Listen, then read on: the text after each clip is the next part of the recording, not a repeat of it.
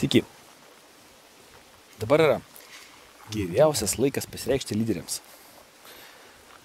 Žinote, jeigu padaryti lankininkų varžybas ir visi atsistos kelis metrus nuo taikinio, praktiškai visi pataikys ten, kur reikia. Bet kaip išrinkti lyderį? Reikia visus pastatyti daug daugiau nuo taikinio, pavyzdžiui, 100 metrų. Ir mes iškart pamatysim, kas yra stipriausias. Žinot, žygėje eina 100 žmonių. Visi praeina žygį, bet kartais būna vietos, kur kažkas pabijo, kažkas nebegali. Ir praeina tik tai patys stipriausi. Tai dabar ir krizė. Lyderiams iššūkiai, kaip atidaro akis. Jos yra natūraliai atidaromos. Žinot, yra 3 tipų žmonės, kurie bėga, užsišaldo ir agresyviai atakuoja. Tai lyderiai, žiūrėkit, kokie gražiai. Jo, tai lyderiams natūraliai užsidega akis, kai situacija yra sunki. O visiems kitiems kaip tik rankos nusileidžia. Tai dabar lyderiai yra jūsų laikas. Dabar yra pats geriausias momentas. Ir šiaip būkite labai atidūs. Pavyzdžiui, klausiau vienus gerus mokymus Rusijoje.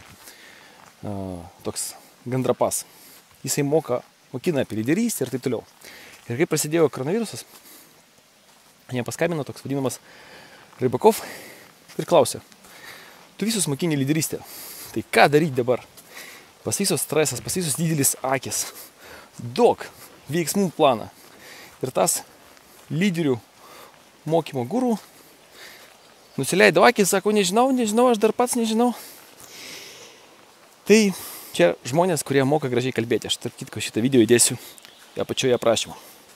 Bet tikrieji lyderiai per krizę padaro didžiausius šuolius. Nes jiems tiesiog atidaro akis.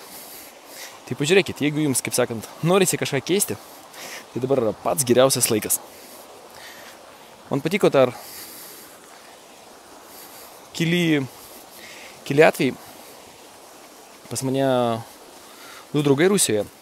Ir prasidėjus, daug draugų, bet tiesiog 2 gerai pavyzdžiai tenais. Prasidėjus verslui, vienas tiesiog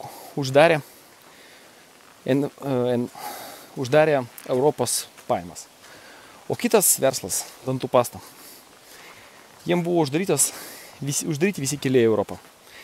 Jie per 3 mėnesius sugebėjo persiorientuoti ir pradėti pardavinėti į Vidurinę Aziją. Tai kažkas jiem tiesiog paprašiau sumažinti verslą. O kažkas sugebėjo net padidinti apyvartą.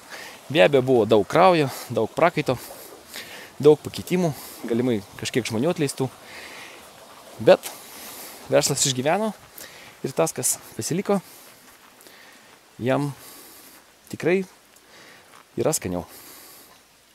Tai dabar yra jūsų laikas. Patys žinot, kai yra sunkiausia situacija. Lyderiai net kartais tingi dirbti, kai viskas yra gerai. O kam dirbti? Čia ir visi kiti išsiaiškino. Visi kiti čia gali viską padaryti. Kam dirbti? O dabar būtent jūsų laikas keisti ir daryti naują ateitį. Tai panaudokite šitą šansą. Laikas pats geriausias yra dabar. Lyderiai dabar yra jūsų laikas.